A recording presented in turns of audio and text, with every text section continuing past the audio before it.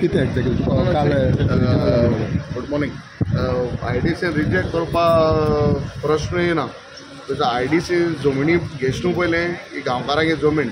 आनी IDCन ते म्हाका दिसता रेंदाळ बाबान सांगलां तेच्या पयलीं ट्युरिजम मिनिस्टरान सांगलें ते प्रपोजल येयलो म्हूण बट आमी इवन ते पास केल्ले आमी कानागिनी आमी किटल करपाक केशें दिना आहले दॅट इज फॉर शुअर आनी आमी करपाक आतां नाव किटल क्लियर जालो बट सावथ गोवा उलयत कोताय म्हणटा अशें म्हण आवाज आहा